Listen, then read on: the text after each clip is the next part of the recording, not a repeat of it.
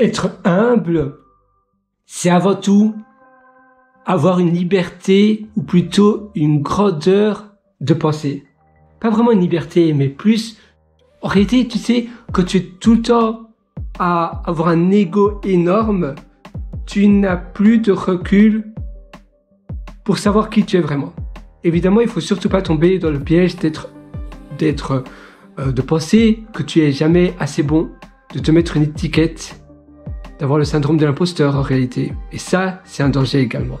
Mais même beaucoup plus important comme danger. Mais par contre, quand tu as un ego énorme et que tu n'acceptes pas que quelqu'un a raison, que tu veux toujours avoir raison, que tu veux jamais avoir tort, que tu penses être le meilleur du meilleur, le plus intelligent, il n'y a pas beaucoup de monde qui va t'apprécier, premièrement. Tes amis seront plus des amis artificiels plus par intérêt que par vraie amitié.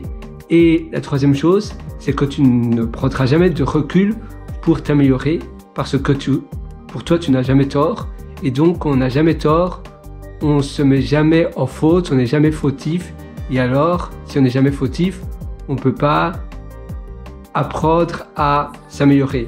Qu'on se dit, ben voilà, j'ai raté mon entretien d'embauche, le train était en retard, et c'est quand même de ma faute, parce que j'aurais dû prévoir cela, j'aurais dû prendre un train avant, au lieu de dire, mais non, je suis le meilleur, ces bâtards de SNCF ou je ne sais pas quoi, qui ont fait une grève, qui ont supprimé un train, c'est pas de ma faute. Mais alors, comment veux-tu t'améliorer? Il y aura toujours des choses comme ça. Donc, si tu veux t'améliorer, il faut avant tout accepter et admettre que tu as tort et que tu as la réponse finalement, que tu as raison, que tu as la réponse. Tu es responsable de tes actes et donc tu as la réponse.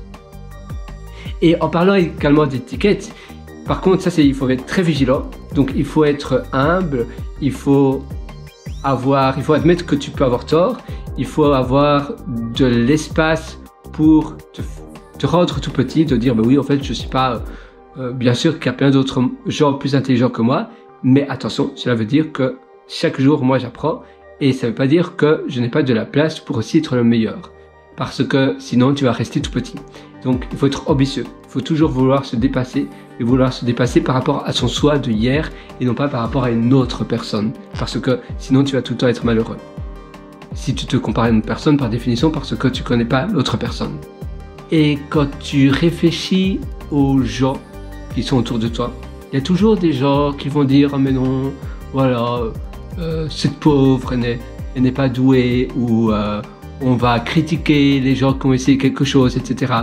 Mais justement, c'est normal que tu fasses des erreurs parce que toi, tu essayes. Et toutes les personnes qui essayent font des erreurs. Et justement, c'est une vertu de faire des erreurs. Et ceux qui critiquent tes choix, eh bien, c'est des gens qui aiment bien critiquer. C'est des gens qui n'ont rien d'autre à faire. Les gens qui ne critiquent pas, c'est parce qu'ils sont réellement occupés. Et que pour eux, c'est avant tout leur vie qui compte. Ceux qui regardent seulement les autres, c'est parce que leur vie est tellement peu intéressante qu'ils font, voilà, ils aiment bien parler sur le dos des autres et regarder ce que les autres font et critiquer ce que les autres font parce que ils ont rien dans leur vie en fait. Mais si toi, tu as tellement de choses que tu veux réaliser, eh bien, tu vas penser à toi seulement.